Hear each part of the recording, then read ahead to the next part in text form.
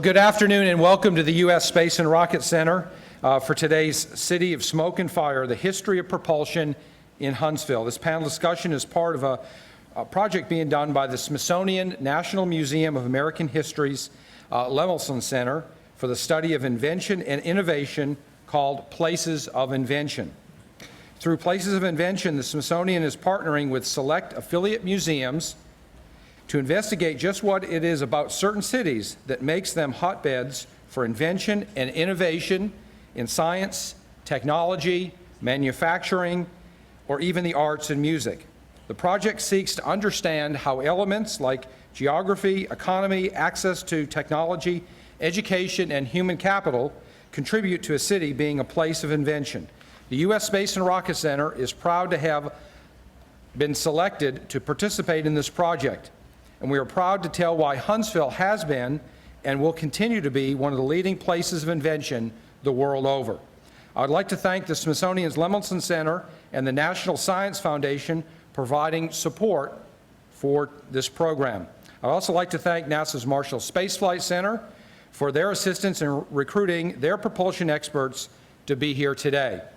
I'd also like to recognize with us today are a number of our Space Camp trainees. They're over to most of the audience's right, and they're here as part of their program and course of study with us here through Space Camp.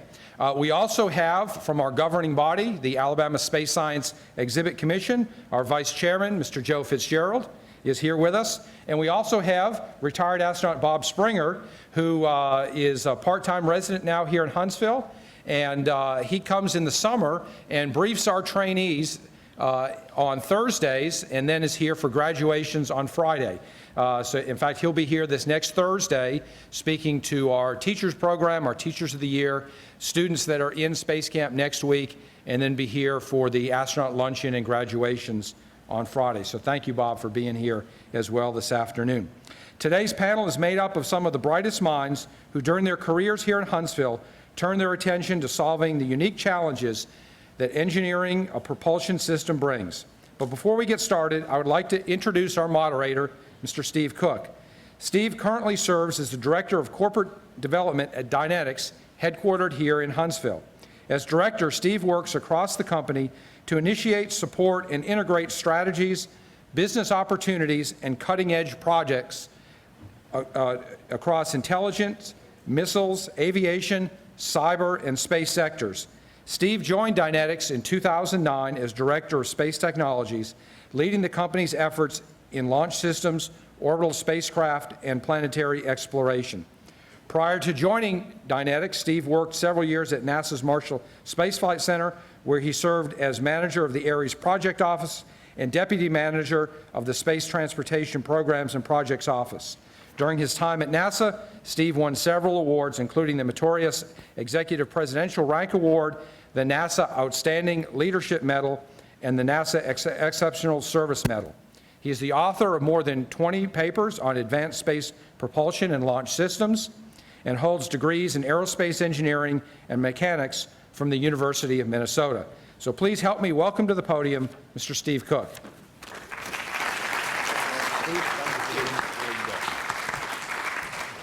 Well, good afternoon. It is great to be here in Huntsville, and what a great panel and a great set of topics. You got to love the title of this session, City of Smoke and Fire, and that's really what Huntsville was really the most known for.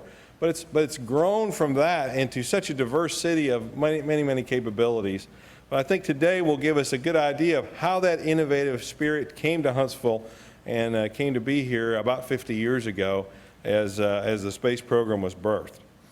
Before I get into our questions, I'd like to introduce our outstanding panel today.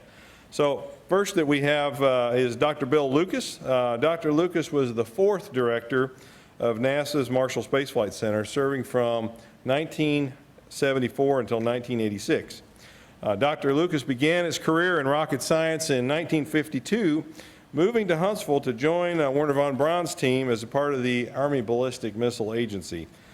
There he became the agency's material officer, serving a crucial role in both America's first satellite, Explorer 1, and on Alan Shepard's first flight. Dr. Lucas transitioned to the Marshall Space Flight Center in 1960, where he worked in the P&VE laboratory, also known as Propulsion and Vehicle Engineering. There he developed the propulsion system for the Saturn V rocket and worked to make Skylab, America's first space station, a reality. Dr. Lucas holds a degree in chemistry from Memphis State College, as well as a master's and doctorate in metallurgy from Vanderbilt University. Next we have Mr. Jim Odom. Jim is a 33-year veteran of NASA and has been involved in several major projects that have come out of the Marshall Space Flight Center.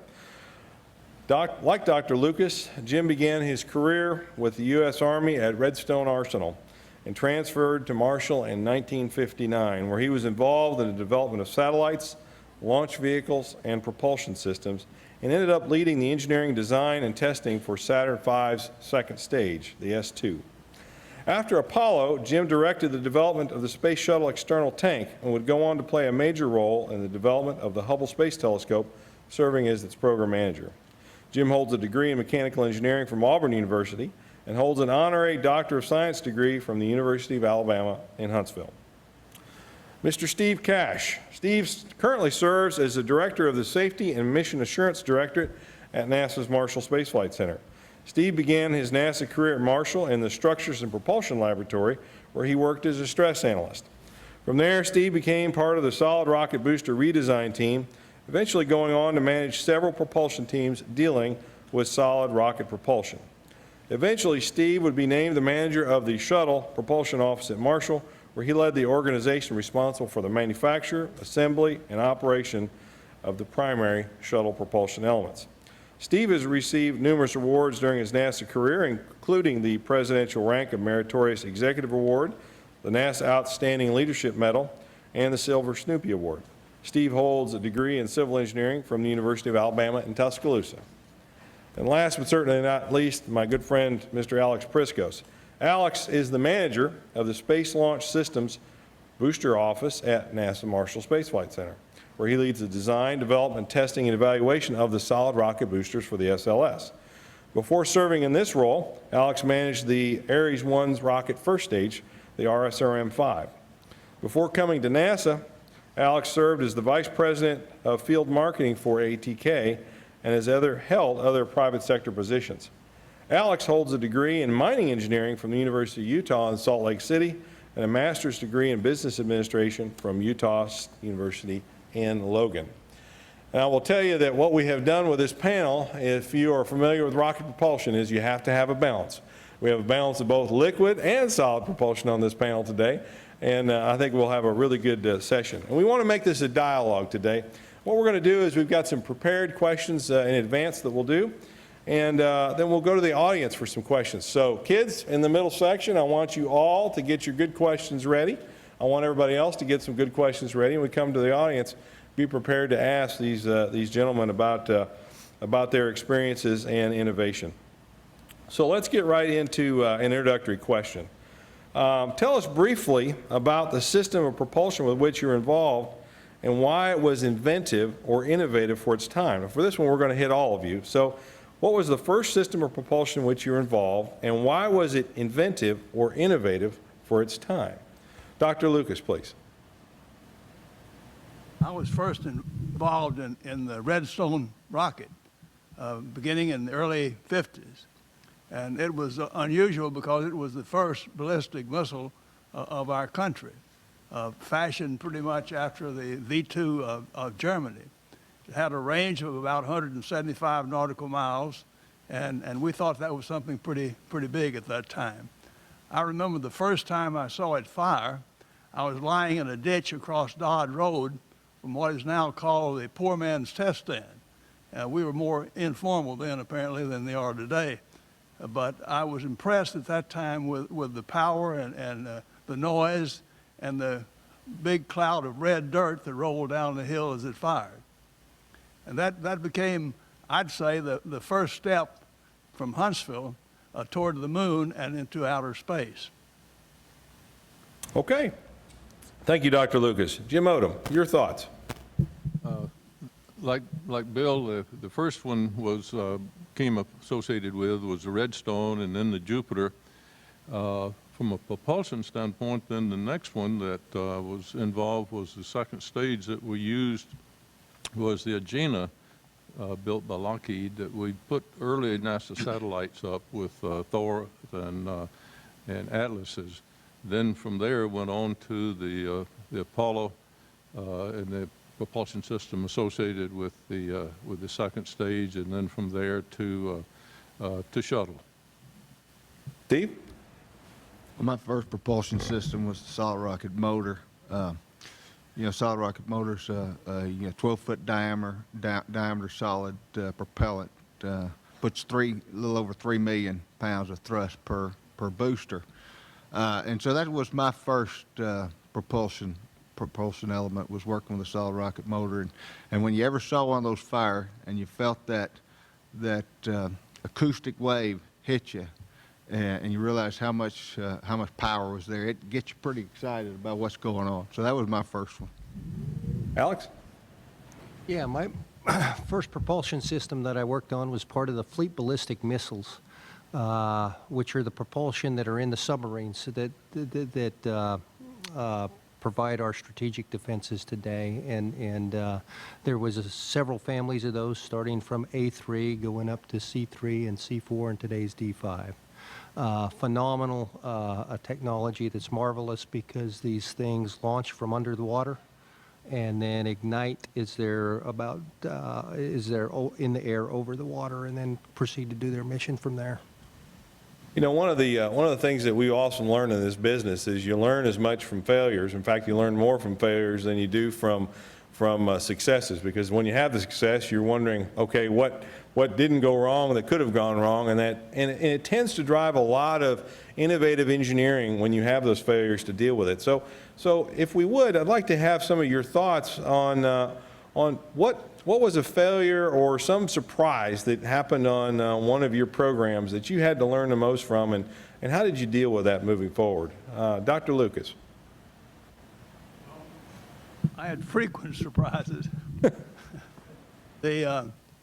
I guess the earliest one was on the Redstone missile, where we had certain pressure bottles that we'd been working on, coating the inside to keep them from corroding. So I went down to see the launch, and the rocket got about 40 feet off the ground, and those bottles scattered all over the landscape down there. So that was pretty much of a shock to me. Jim? I think the one that was probably the most impact me probably the most was in the early flight of Apollo on the second stage. We had one engine, had 5 engines. We had one engine that had a problem, and it went out. There was a wiring circuit problem, and it shut down a second engine. So we continued that flight for much longer than originally planned, but got the upper stage almost to where we were supposed to in the long run. So needless to say, between Dr. Lucas's experiences and a number of us, we worked pretty hard figuring out very quickly what happened there, and was able to fix it, and fortunately it never happened again. Steve? I could pick a bunch of them. Being lucky enough to spend most of my career on the shuttle, I could just, like I said, I could just pick out a bunch of them. But one that I will pick out happened on STS-78. One of the things that you deal with a program that lasts multiple years has to do with obsolescence. They're always making changes to the things that you use to put the motors together. At that time, we had an environmental issue coming up, and one of the chemicals in our pressure-sensitive adhesive was not environmentally friendly, and so we went to a water-based pressure-sensitive adhesive, and that's a PSA. And what that is really the glue between the J-joints and the solid rocket motors. And we went and we did all kinds of testing. You know, when you're going to certify a new change, you have a process you go through. You try to do everything that you can think of to make sure that it performs the way you expect it to. Well, we went and we changed this glue that goes between the joints, and we did all our testing out in Utah, and we thought we really understood what we had. And so we proceeded to qualify that, and we put it on the first flight was STS-78. One of the things that we had an advantage of with the solid rocket motors were that we get them back, and we would take them over to Hangar AF down at Kennedy Space Center, and we would take them apart. And one of the major functions of post-flight is to see, did this motor perform as you expected it to? Okay, and that, whether it worked or not is one thing, but did it perform like you designed it? Well, we proceeded to start to take these motors apart, and we had gas passed back into the joints that where the segments are mated together, and this is the first time since Challenger that it happened.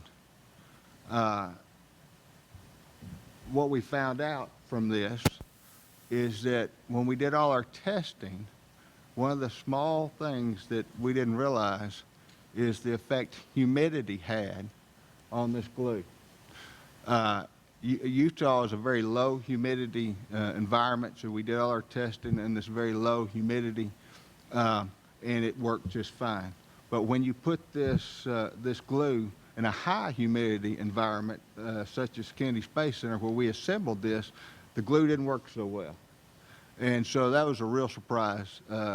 You think you do everything you can and understand it, and then it throws you a curve like that. So you test what you fly. Alex? Boy, like Steve, it's hard to pick one. But one that is really interesting to me is one that points out the subtle differences, and it really had to do with the development of a composite case for the Delta II graphite epoxy motor. And we were pretty much thought we were following the same process that we were using on the D5 graphite epoxy motors, and we would put these on a mandrel, and we'd wind them, and they'd have a resin, and we'd put them in an oven and cure them. And it was really interesting because on this one, most of them would work out and burst where we thought they were going to burst. But occasionally we would get one that would burst really, really low. And from that, what we learned is that as we went, there was a critical period from when you stopped wrapping it before you went into the oven, that as you got into the oven, if it wasn't staged properly, the adhesive would re-liquefy and the fibers would move. And they would create wrinkles, which would be stress risers. And when we got a stress riser, the properties would be really, really low, and we would fail at that point. And it was a really interesting phenomenon, and it was pretty simple fix, but we learned that we needed to let the thing age for a certain amount of time to make sure that things didn't move once we put it in the oven. Dr. Lucas? Steve, could I make a comment? Please do. For the benefit of the space campers? You'll notice that of all these 4 instances mentioned, and many more that we could think of, they only happened once. So we learned from our mistakes. We got back and found out what was wrong, learned from them, and assured that they didn't happen again.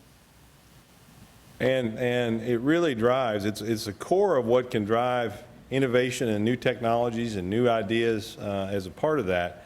Let me pull on the thought of innovation a little bit, and this one is specifically for Bill and Jim. You guys were here when Dr. von Braun was leading this center and was in full force in the 1960s. I came here in 1989, and you could still feel the legacy of Dr. von Braun almost 20 years after his departure. How much, and we'll start off, Dr. Lucas, with you, how much did Wernher von Braun's charisma and his genius and his legacy affect the way that the Marshall staff worked for him, how people interacted with him? How did that work, and how did that change later on at Marshall? Well, to say that Dr. von Braun was a rare and unusual person is sort of trite, because everyone knows that. He was clearly a genius, but he was a distinctive genius. I don't think I've ever known anyone or seen one or heard of anyone with the breadth of interest and knowledge that he possessed. He had the uncanny ability to take very complicated things and translate them into something that the average person could understand well. I've seen the case in conferences where his experts would be around the table, each speaking his own jargon and talking past each other. And finally, he would call a halt and say, "Wait a minute, fellas, here's what we're talking about." And he would translate what was being said into terms that everybody in the room could understand. So and that kind of attitude permeated just about everything he did. His charisma was very unusual. He had a clear sense of how things got done. He'd been dreaming of going to space virtually all of his life, and he never departed from that, regardless of what he was doing at the time to support himself. But he never lost sight of how things get done. He knew that he had to do it through people, and he spent a lot of effort motivating and encouraging people and getting them to do the best of the job they could at whatever came along. So he permeated Marshall, and people respected him and were anxious to do what he wanted done. In fact, I think it's fair to say that along in those important days, even before Apollo, but during that time, the work at Marshall was more than a job, it was a mission. And he had encouraged people in that direction, and they followed. You ask about how things changed afterwards. Well, they changed obviously because there's only one von Braun. But in addition to that, we may discuss later, there's a different environment after that, and so it's not fair to judge exactly what happened on the basis of von Braun alone. But he made an imprint wherever he went. He communicated well with his own people. He communicated with the community. He communicated well with the people who supplied the resources. He was rare. Thank you, sir. Jim?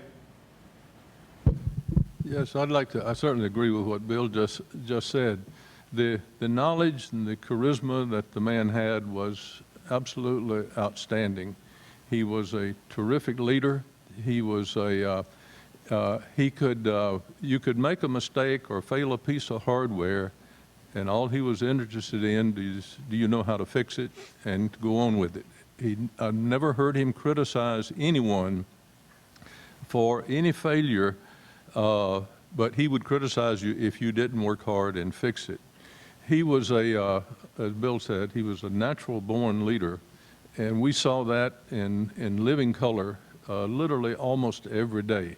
I was a very young engineer. I got to travel with the man quite a bit, flying from here to the West Coast, especially during the early part of the Apollo program. He loved to fly, and one of his hobbies, he had many. He understood almost every field of science, but one of his hobbies was weather, and because it affected flying. And we were, just to give you an example of how he would spend time just one-on-one, he had leased this Lear jet that Lear had just come out, and we flew out to the West Coast, and we were coming back, and we were somewhere over Kansas, and it was just he and I sitting in the back of the plane, and the Lear has this great big window in the back that's near the back door. And as the pilots told us that we're approaching a thunderstorm in a cloud that we're going to go around, you could look out the window and it was a classic anvil cloud. We were flying at about 41,000 feet, and we were just outside of the underneath edge of the tail of the anvil cloud where hail is formed. And he said, "Jim, let me tell you about that cloud." He took that cloud and sliced it vertically about probably every several hundred feet and gave me the wind profiles, the temperature profiles, the currents, and then sliced it horizontally and explained exactly how an anvil cloud works, how the moisture comes up from the bottom, flows up through it, gets into the tail of the anvil and circulates in the cold air, and there's where the hail is formed until it falls out. And he described that in very articulate terms until this day. That was probably it was real early in the Apollo program. And to this day, I could still redraw you that picture. And I use that as an example.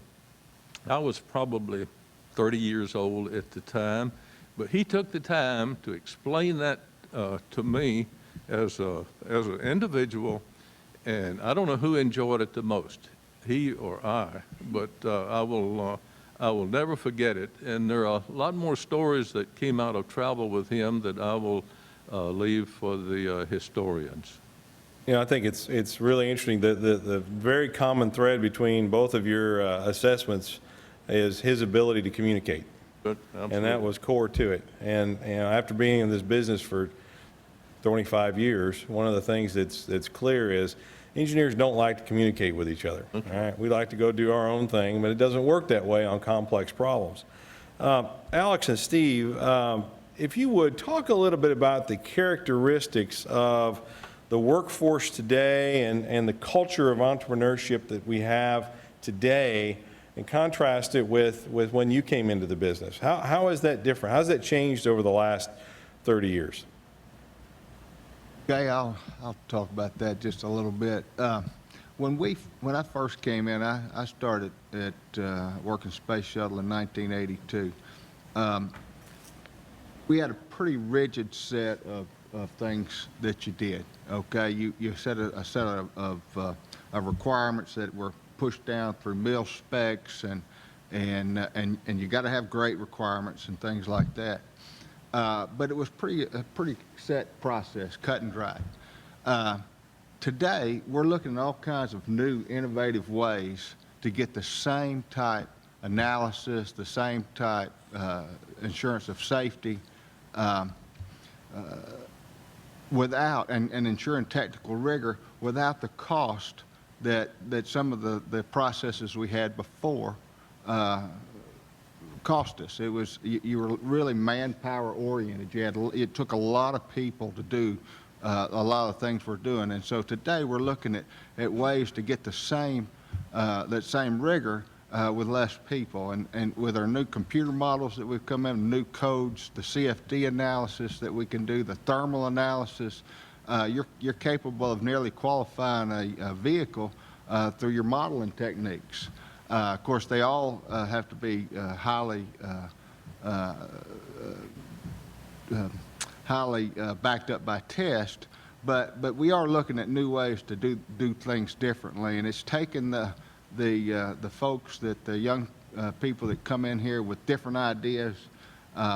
We're all not, we all come from different places. We're embracing that diversity, which has given us different solutions. You know, when we're all the same, we tend to come up with the same answer. When we get a diverse group of people and different people, different ways of solving problems, we end up getting a better solution. And so I think today we've got a better diversity in what we do. We're looking outside the box more. We're not hampered by the set of rules that maybe we started with at first, that we're capable of actually trying new things and pushing the boundaries of technology today that we didn't get to do when I first got here. Alex, your thoughts? Sure. Well, when I came in to this industry, we were right in the middle of the Cold War still. And it was really interesting because what was expected of the industry was really to push and enhance the capabilities of our systems. We were driven to get every last ounce of energy we could out of a system. We were really driven to lighten all of the non-energetic components of the system, and we were really driven hard to enhance the capability for what was then pretty much a given set of applications. We knew the defense systems, and we were trying to enhance the capability around those given applications. Now, it's interesting because the applications really drive us, and it's really trying to fit capabilities to suit a particular application. And I was going to save it for later, but it's becoming more about what's right for the app than what's right for the basic capability or the phone itself. Great. Bill, as you look back on over the last 50 years, we've talked a lot about when we were young engineers, we saw certain things. I heard that's come out of all of you in this conversation. And I think when we're young in the field, we have certain memories and that become very, very vivid. Reflecting back upon when you first came into to ABMA in the early NASA days, you had a very young workforce, relatively speaking, compared to what we've had today in a lot of respects, particularly on the government side. What effect did that relatively young age have on the process of invention and the speed of moving things along? And have you seen that change as well over time? Yes, we were young, most of us younger than the average citizen at that time in Huntsville. But I think there's one or two other important distinctives. At that time, most of us were products of the Great Depression. Many of us had spent some 3 to 5 years in the military during the war, and we had our careers delayed or interrupted for that period of time. And so, although we were still young, we were anxious to get on with our lives, and I think that made a difference.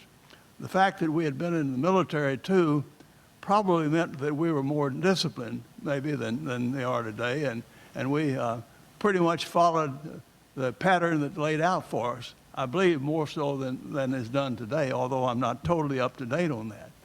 But I believe also that it was somewhat characteristic of the von Braun group that to be pretty conservative, test. And I know in the early days of the Apollo program, we tested every stage, hot fired every stage before it was launched. And of course that isn't done anymore, and it took a lot of time and extra expense and so forth, but we were doing that because we were learning along the way. So I suspect that it's correct that today's engineer may be more flexible than we were back in that period of time. But we were successful. Jim, your thoughts on that? I was just a little behind Bill, but one of the things that a lot of people don't realize, and I really didn't think too much of it at the time, when I graduated from college, I worked 6 months and was drafted. It was right toward the end of the Korean War, so the draft was still active. And soon after basic training, I ended up stationed here in ABMA, because at that time, General Daris and the military here had called on anybody in the military that they wanted. So there were, I was in a group here of about roughly 125. All of us were graduates. About 25% of the group had PhDs, about 25% had master's degrees, and the other 50% of us had undergraduate degrees. But we were able, we were in the military, but we worked in ABMA, and we worked right along with all the civilians. You couldn't tell any difference between us and them other than we wore a uniform. So it was a very young group that many of us got into quite by. I never intended to work for the government, but because I was drafted and ended up stationed and working right here in von Braun's team on ABMA was just God sent for me, and I've been here ever since. So there were, and we got a lot of young people from TVA also that at the time, TVA wasn't really growing too much, and we've got some very good, especially electrical engineers from TVA. But our workforce was, as Bill said, was pretty young. Yeah. You know, I also, Bill, comment that you made there about you were products of the Depression and World War II, and having served in the war, one of the reflections I've got is you knew Max Vauget, of course, who was one of the early Apollo designers. And somebody asked him a question one time, and I'll never forget this quote. Mike Griffin gave me this one. He said they were sitting in a very stressful meeting at the time, and they said, you know, how do you handle the stress of making decisions about launch and where we go from here? And he looked over at that person and he said, you don't know stress. Stress is sitting at the bottom of the South China Sea being bombed, depth charged by the Japanese. And so it was a difference in perspective of what real stress and real issues were. And I think we've seen the evolution of that over time as well, where we haven't been in that kind of an environment in this country, thankfully. But when we get into difficult situations, how we and how our young people handle things is different in terms of how things are brought forward. And I've seen that over my career as well. Steve, talk a little bit about Huntsville. Broaden the thought. You've been in Huntsville how many years? 55 years. 55 years. Been in Huntsville 55 You and your brother, you and your twin have been terrorizing this community for 55 years. I was born and raised in Huntsville. Over that time period, you've seen Huntsville go through a lot of changes. How do you think Huntsville has done, and how's it evolved from being a rocket and propulsion test center now into a very entrepreneur-oriented town and involved in broader things? I appreciate your perspective. Okay. Well, you know, truthfully, I'll give you the whole 9 yards here. When I grew up up outside Redstone Road. That's where our house was, and so Mr. Arnold and Dr. Lucas here were shaking my house on a regular basis at that time with the Saturn engines, which kind of gets you excited about what you want to do with your life. Okay, and I think so. The first thing that the Marshall Space Flight Center propulsion industry did with that test program, it got a lot of us people, the younger people, the children, kids, interested in what was going on the other side of that fence. Because when your windows would shake like that, it got your attention. So, you know, when we lived in, there was horse pastures around us at that time. As I grew up, when I went off to school, I had one thing that I wanted to do, and that was to come back and work for NASA. That is what I wanted to do. It was that dream. And there's a lot of other people here in Huntsville that grew up that had that same dream, that we wanted to be a part of history. And that's what working for NASA has done, being a part of going to the moon, being a part of Space Lab, being a part, for myself, of 135 shuttle missions. You make history every day, and so it excites you when you come to work, and it gives you that drive. And I think that's what's happened here in Huntsville. All of it has kind of come together to make Huntsville a technology center of the world. I've heard someone say that you know, we are the Silicon Valley. When you look for PhDs per capita, Huntsville, I think, is the #1 place in the country for PhDs per capita. A lot of technology, a lot of inventions that are going to change this world are being developed right here. You know, people have asked me before, well, you know, tell me about, you know, what did we learn from going to the moon, or what have we learned from the space shuttle? And you know, for me, the space shuttle was a great learning experience. We learned how to live and work in low Earth orbit because of the space shuttle. When we had to go off and assemble the space station, one of the things that you had to have was some kind of handheld power tool. It's the reason you have power tools today. They're battery operated. You have them because there was a need for a technology to go do something, and that need has been directly impacting your lives today. So what I see of Huntsville, we went from a small town where you had agriculture, and then the mill, to being one of the technology experts of the world right here. This center, this is what happens here in Huntsville, Alabama. If you want to know what technology is, whether it's with the Army or whether it's with NASA, it all begins here. And so we've changed the face of North Alabama. When people think of Alabama, you know, they think of a couple of places. Huntsville's one of them, and it's because it has put Alabama on the map, and it is one of the things that people think of when they think of technology and science and math and leading the future. Alex, thank you, Steve. Alex, you're unique in that you came here mid-career. You spent your career in rocket propulsion, but primarily work in Navy and Air Force programs.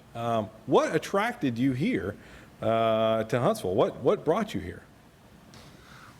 Well, it was interesting because, as you say, I started my career out in the Mountain West, and then as I matured in that career, I went and ran a facility on the East Coast that made tactical rocket motors for 5 years, and I was the general manager of that operation.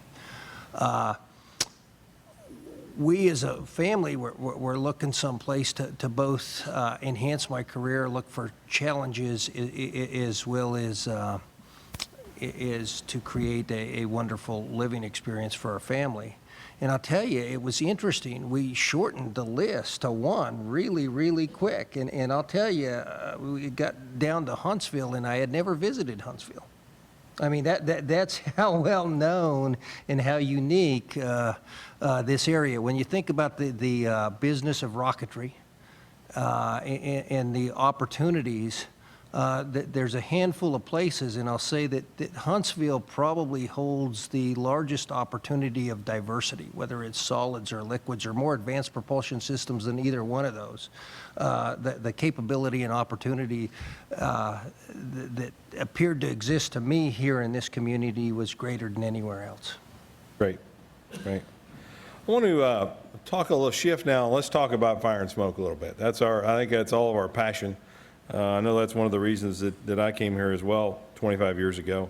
Kind of what started that was Marshall had the unique capability to do large-scale propulsion system tests here in town, and that stand from just about anywhere on this side of town. You can see it. You can see, I think the name is 4670, but it was the old Saturn V S1C stand that was put in place, and then it later evolved into a space shuttle main engine test stand, and then evolved into a technology test bed for that, and then testing large LOX kerosene engines for the RD-180 later on in time. Bill, what role did having that propulsion system capability here in town and our ability to test play in the evolution from Saturn into the space shuttle? What did you see? How important was that capacity and capability? Yes, sir. I think it was of just ultimate importance. Having the facility attracted many things here. And I think it needs to be said that the city of Huntsville did a great job in cooperating with the program. I remember on the S1B test stand, the first one, the flame bucket pointed toward Huntsville. And that was a mistake because on a cloudy day, we couldn't test fire because the noise was too great downtown. And when we built the F1 stand and the S1C stand, we pointed them toward Decatur, so that a little better. But I think had we not had the test stand, not only the firing test stand, but the dynamics test stand and the structural test facilities, and ultimately the neutral buoyancy tank and facilities like that, we wouldn't have gotten some of the programs. They would have gone somewhere else, I think. So I think the facility, the attitude of the people, the support of the people here locally, and the efforts made in building infrastructure and so forth was of ultimate importance. I remember I was struck by Steve's comment about how things were when he came up. When I came here, the population was about 18,000. And we had, on the inside of the fence, some areas were fenced off because they were still contaminated from the chemicals of World War II. So we've come a long way. And I think you build one program on the other. And some of the programs came here because they didn't have any other choice. And largely that was because of the facilities themselves. Jim, your thoughts? Yeah, I'll take Bill's point just one step further. I live in Decatur. We didn't have to replace many windows, but we enjoyed hearing them fire over there also. To me, the subtle part, and I think talking about propulsion here is absolutely right, because Huntsville is a propulsion center and has been, and it opened the doors to a lot of programs. The subtle part about that is if you understand the propulsion system, it has an effect on everything else in the vehicle, whether it's shuttle or whatever vehicle. And to me, one of the things that Dr. Von Braun and the early teams did that I think was right was they did what was called the arsenal system. We would design and build the first articles here, test them, get them ready, launch them, do the testing, and then hand it over to a prime contractor to build. We did that on Redstone, we did it on the Jupiter, we did it on the first stage of the Saturn V. And what that did, it caused the center to understand the entire vehicle, the entire launch environment, all of the systems involved that had to go in and support the propulsion system. So what it made each of us that worked in especially in the systems area, it made us have to learn the whole vehicle as well as the propulsion system. So I think having had that notion early on how to develop programs, how to manage them, how to staff them, and how to design, build, and launch them, taught our team the whole spectrum. So if you understand what it takes to support the propulsion system, you kind of understand a lot of the other vehicles. So that made, I think, a lot of very interesting work for a lot of young and senior people too. Steve, how do you, so taking that propulsion legacy forward now, Steve and then Alex, how has that propulsion legacy in this town fed into the Space Launch System vehicle propulsion today? I'll only start and then I'll turn it over to Alex. The shuttle was built on a foundation of Saturn, Apollo, the F1. That firm foundation gave us the ability to go forward and do the space shuttle. And from the space shuttle, we developed the solid rocket motors, the external tank, and the SSMEs. And the SSMEs, the shuttle main engines, it had over 1 million seconds of testing and flight without an issue. We had 52 engines that SSMEs that actually powered the shuttle for the 135 flights that it performed. So that led us forward to give to be able to hand off to Alex and his team a set of tried and true hardware in the solid rocket motors and in the SSMEs. And so I think they kind of all built together. And so while shuttle was built on Apollo, SLS is going to be built on both Apollo and shuttle. And so the next stepping stone is the Space Launch System, which Alex has got. So I'm going to go back and pull a little bit on the analogy I was talking to a little bit earlier, which is this thing we call a cell phone today. You know, when I was growing up, we didn't even know what a cell phone was. You know, we were lucky to have the wire lines in our home. But if you remember the first cell phones, and I remember very few people had them, they were big and they were brick and they were bulky, and they had one application, and that was to call somebody. That was it. That cell phone existed, and I remember the first people I saw them were realtors, and they were very, very expensive.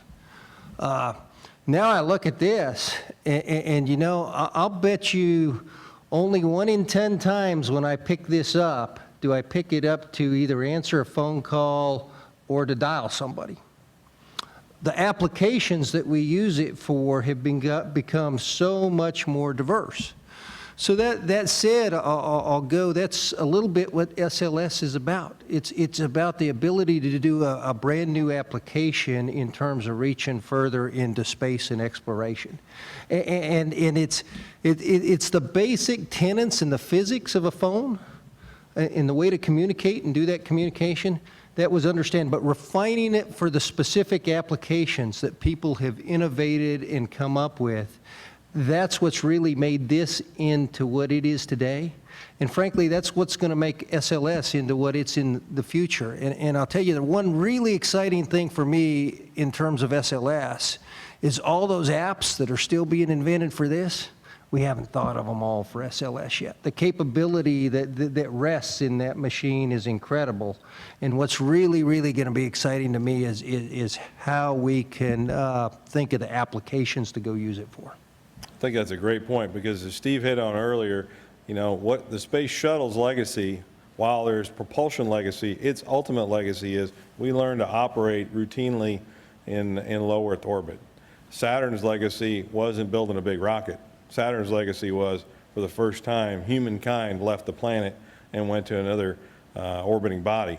I mean, that's the real legacy of those kinds of things. And I think, you know, Dr. Lucas, you talked about that sense of mission that you had. It was clear where you were trying to go. And NASA is in an interesting transition time. And I'd like each of your thoughts on this.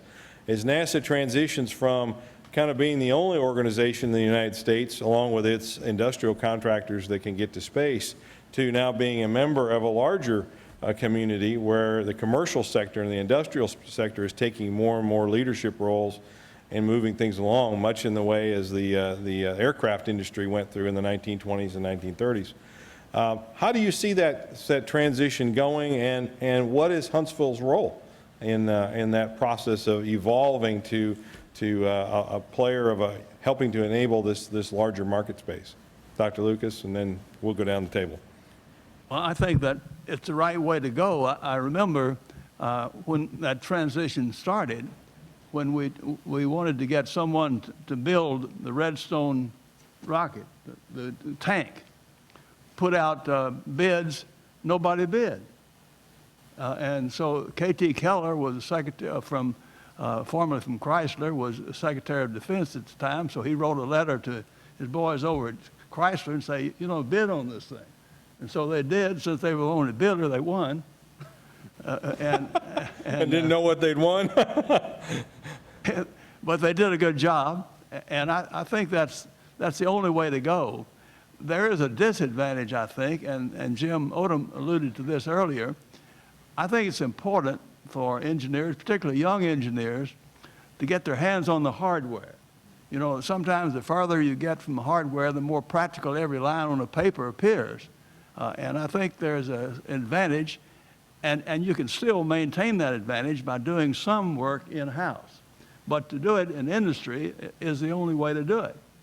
And just like many of us didn't know anything about rocketry when we came to work here, we learned some things, and we were not unusual. The country, the industry didn't know much about it either, but they've learned, and now they are superior. They do a fine job, and I think that's the way to go.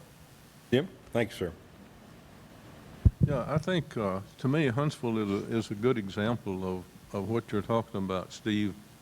If you just look at the growth of Huntsville and how fast we have moved work off the arsenal into the Huntsville community, you look at the variety of companies that's in Research Park and in the Huntsville area, the airport area, how much of that entrepreneurship and how much of that technology and learning has come, may have started with the government, but we moved it out very fast.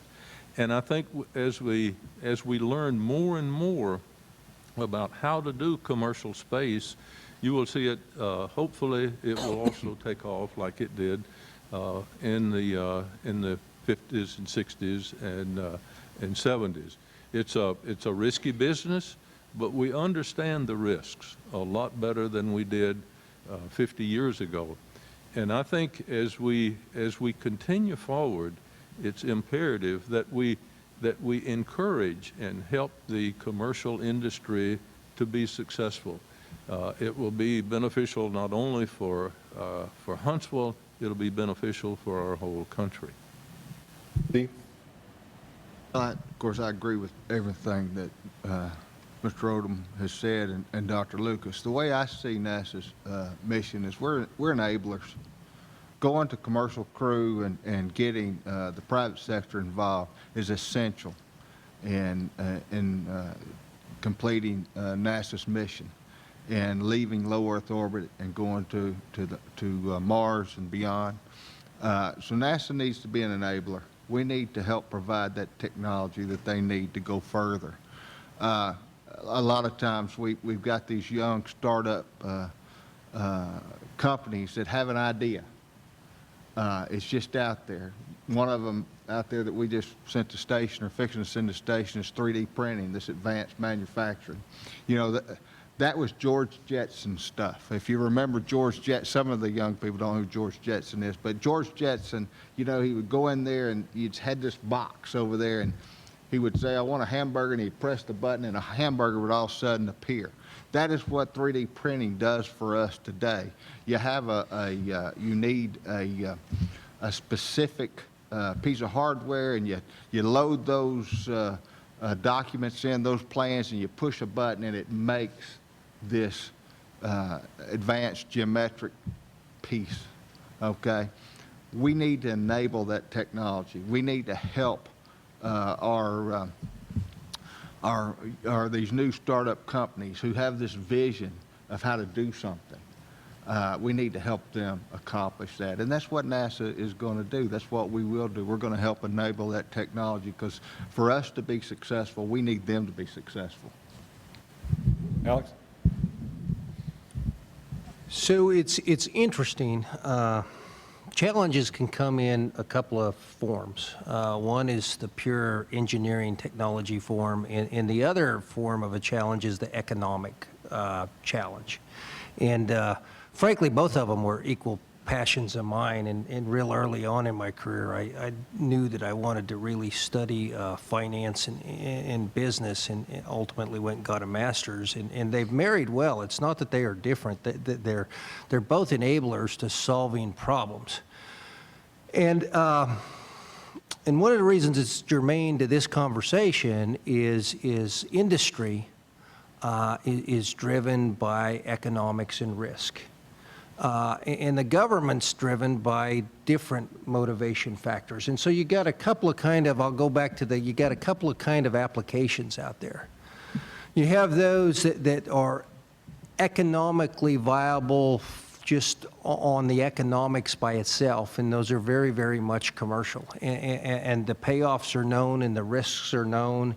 And really, the government can step aside and watch private industry perform those, and they don't need much help.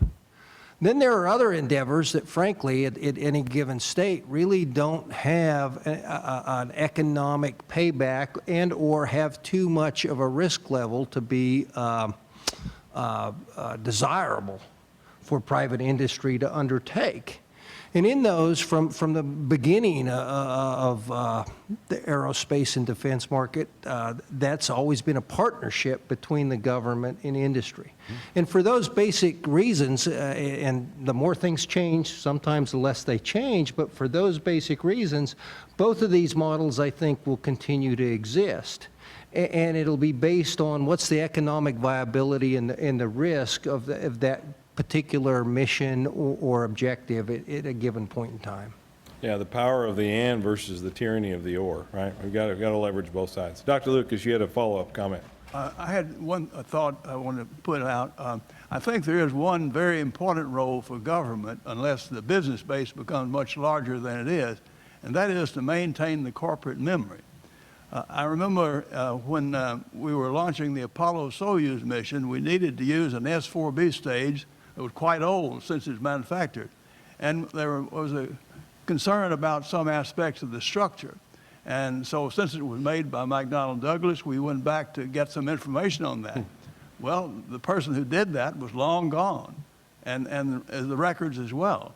And so that's what happens. I mean, you can't expect industry with the business they had to keep all the things forever. So the government, I think, has to maintain that corporate memory.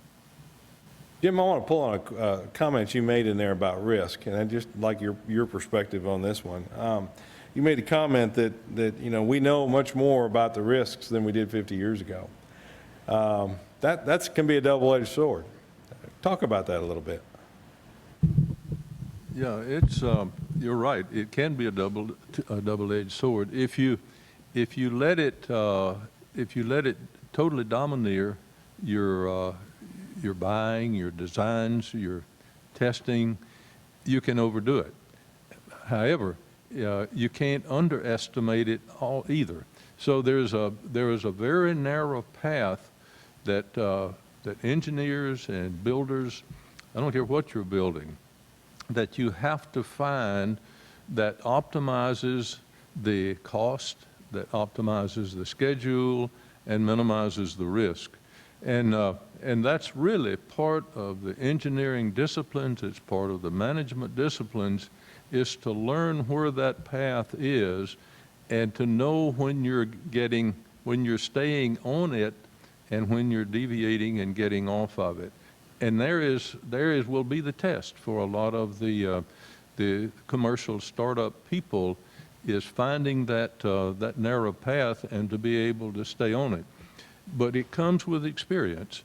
So, and the same will be true for the new startup companies. They will make a few mistakes, but they will learn very quickly. The beauty is that there are a lot more, and I think Steve mentioned it, is there are a lot more tools available today, both analytical tools that are available that have come from actual testing and experience over the years that can minimize the risk for designs in the future. Learning those and using those software packages and using those discrete decisions will be absolutely mandatory for the new companies.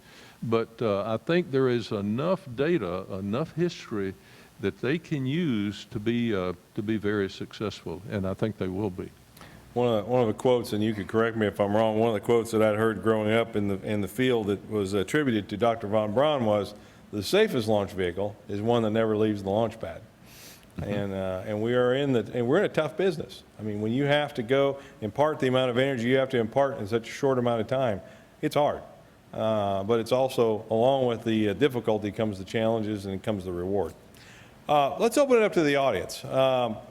Let's see, we've got a portable mic right at the top. I know there's a question just lurking out there. Right there, Mr. Goldman, you've got a question. There we go. Appreciate y'all doing this. It's been really great. Just to follow up a little bit about, I don't know anything about engineering, but I know a little bit about money. And I know you had a lot more when you did Apollo than you have now. You know, it's gotten tighter and tighter and tighter. How does that affect the engineering of something that just absolutely has to be done right? I mean, how do you go from having the resources that you need to all of a sudden, here's the budget, do it on this, don't ask for any more? How does that affect you as an engineer? Alex? Let me take that one, because that's something we recently dealt with on SLS. We had a constrained fiscal environment that we needed to operate, and we had a very aggressive mission we were trying to accomplish. And you know, it goes to the old comment that there's more than one way to skin a cat. There really is, and some have different advantages and disadvantages, and that's what engineering's about to many of us is how do you balance that? I will tell you, today we have, like was discussed earlier, we have many more tools. We also had many capabilities on the shelf, and so if you look at today's SLS, unlike when we did Saturn and went to Apollo, we didn't start with a clean sheet of paper. The reason we didn't really wasn't because it wouldn't have been technically better to start with a clean sheet of paper. If we'd started with a clean sheet of paper, we probably could have designed even a better rocket and a marvelous rocket. But the cost and the time involved would not have suited the mission and the application that we've been asked to conduct. And so it's really a set of engineering and financial trades. And that's early on. I spoke to the fact that I love the financial piece because that drives as much of all of this as does the technical piece. And they come together, and actually it's those two disciplines together in my mind that really make up engineering. It's not one without the other. Anybody else have any thoughts? Okay. Well, I'll ahead. answer just a little All right. bit more on that. You know, Lee, that's one of the things and one of the reasons that that we need these new companies to come in who think outside the box. Because of budget and the budget world we live in, we do have to come up with new innovative ways to get the same product that we got when we had a lot more money.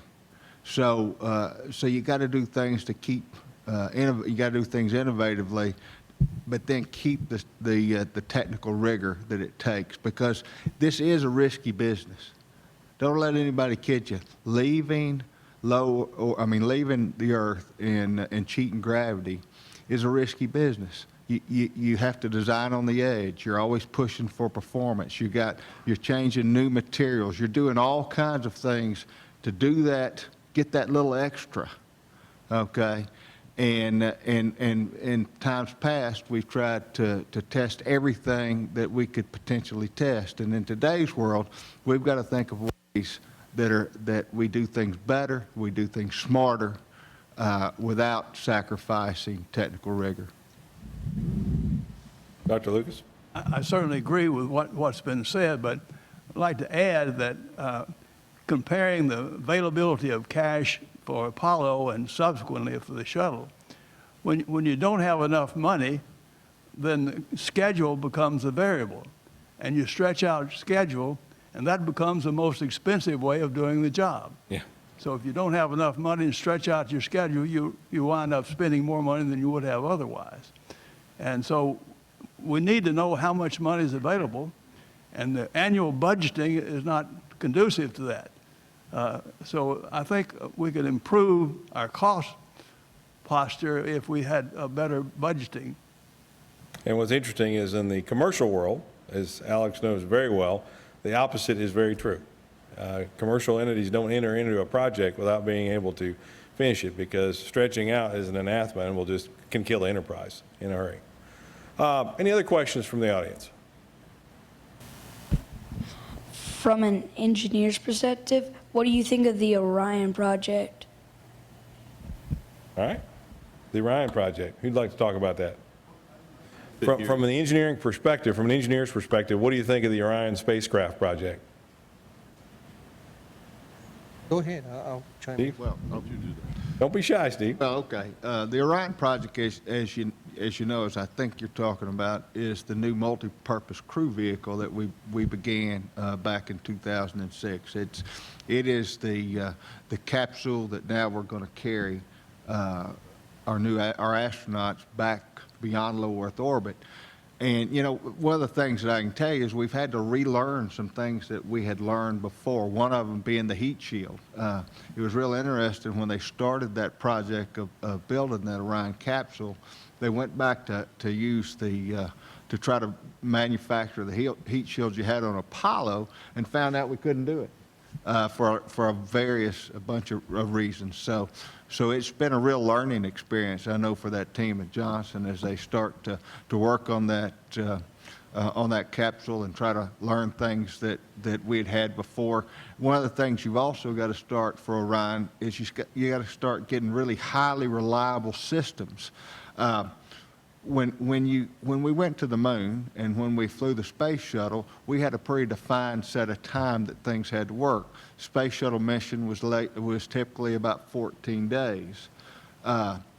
Going to the moon was probably 10 to 14 days. Three days there, be there a few days, and come back. When you leave low Earth orbit and you go out past Mars, these are long journeys, okay? And so one of the things that you got to work on is having really highly reliable systems, because you can't get home very soon. And so I think the Orion project is doing great. They are moving forward. They're learning things that they're relearning things that we had learned earlier, and then they're coming up with new technologies to make sure that we can go past the moon and out to Mars.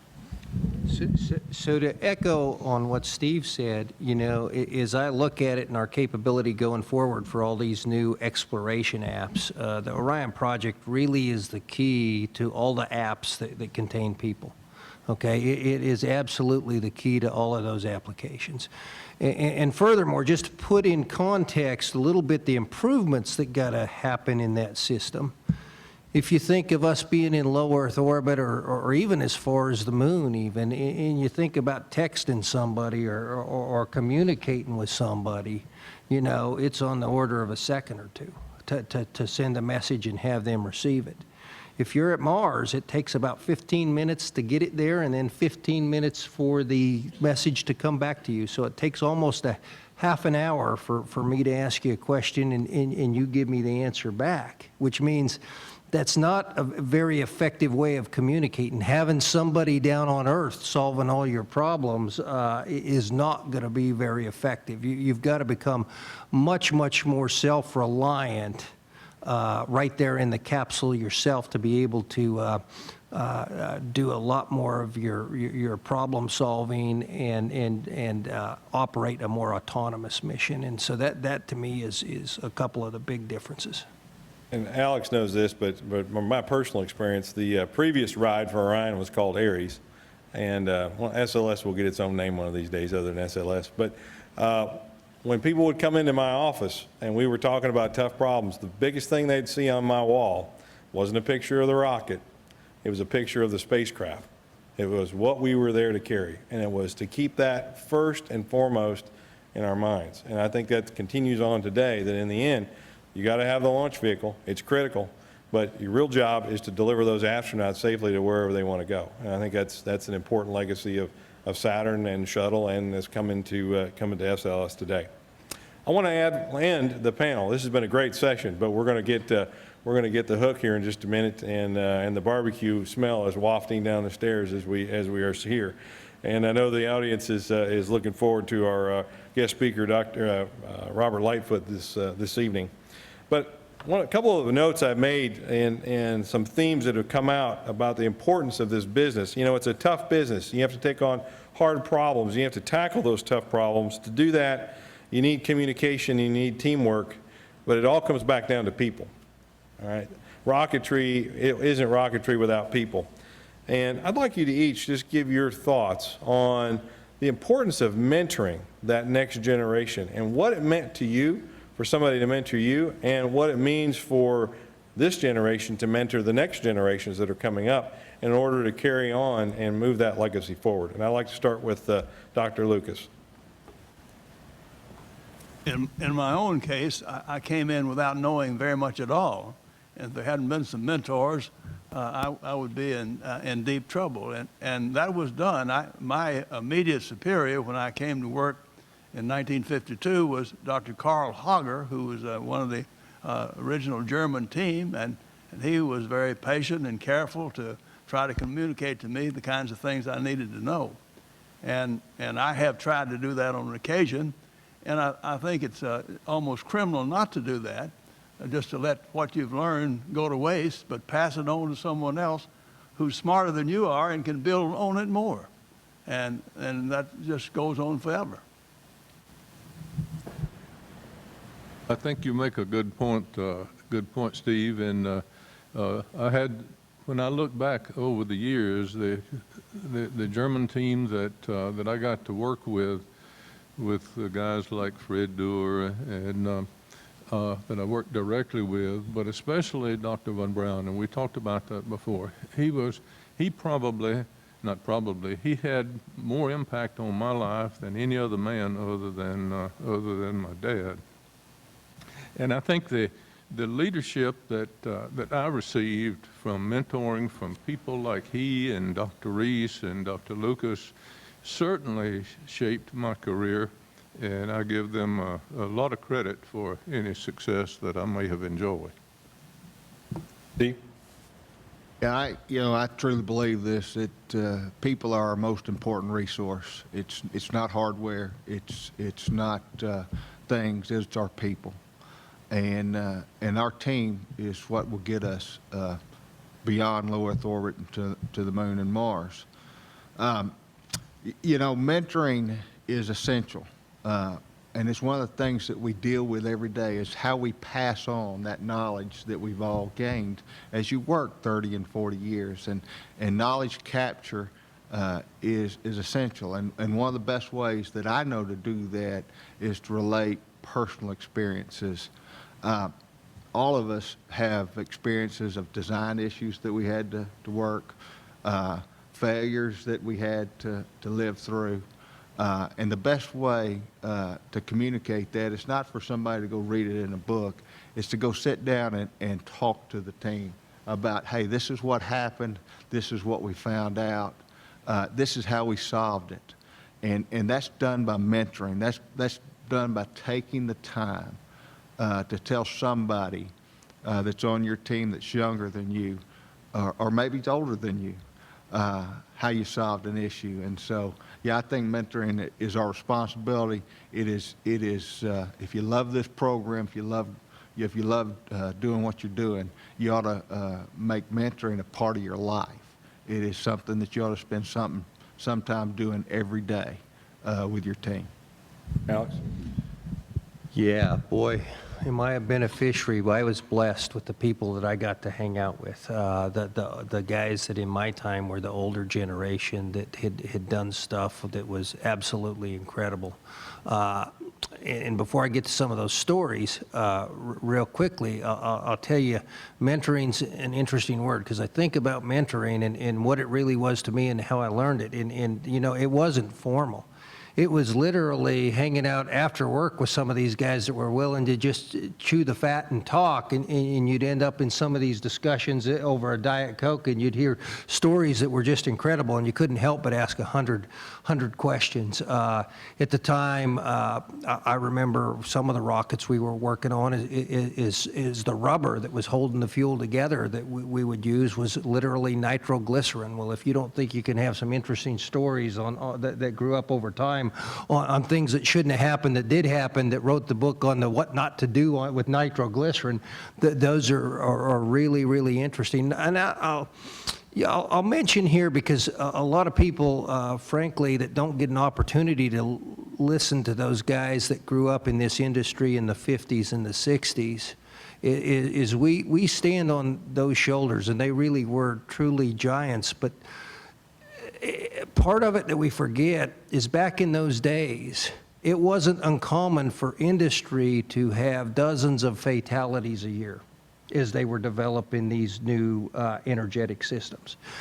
It was a real issue. They were pushing that capability that I talked about so fast that for military purposes and air defense systems, there was one rocket that I remember having one of those water cooler conversations with. It was a rocket called Sprint. And it was a two-stage rocket that was an anti-air defense rocket. And it had two stages of about 3,000 pounds a stage. Both of those stages were burned and consumed in less than 3 seconds. That thing went from 0 to about Mach 3 in 3 seconds. Pushing the capability that hard was phenomenal, and the stories you got from the guys that do it. I don't know another way to do it other than sitting down and having a conversation. I don't think you can actually write the nuances of those stories on a piece of paper and communicate all that's there to be communicated. Great points. And I want to thank the panel for an outstanding session we've had for the last hour and 15 minutes. I think we could go on here all night over a Diet Coke, and we'd learn a lot more. And I think everybody here would enjoy doing that. But we appreciate your time and for sharing your stories and your lessons learned. And I want to thank the audience for your good questions and your time and attention tonight. We'd also like to thank the U.S. Space and Rocket Center and the Smithsonian Institute for putting on this event tonight, and we look forward to passing this on to the next generations. With that, thank you very much. And please help me, on behalf of the U.S. Space and Rocket Center, thank our panel moderator, Steve Cook, for his hard work today. Before we conclude, I also want to thank our NASA Emeritus Program volunteers, docents that are here with us. That program has grown tremendously over the last couple of years here at the center, and we've got several of them here with us for the panel, and then they'll be joining us upstairs in just a few minutes. So we hope you've again enjoyed the panel discussion today. This will be forever preserved now as part of up at the Smithsonian Institution as part of the Places of Innovation and Invention grant for that. And this is just part of our Pass the Torch inspirational series that we do. We have a number of panel discussions, usually on Thursdays. This one we schedule on Friday with the space exploration celebration. And to learn more about those, you can go to rocketcenter.com to get the complete schedule of upcoming ones for that. So again, thank you for being here this afternoon. Thank you again to our panel, and we'll adjourn upstairs. Thank you.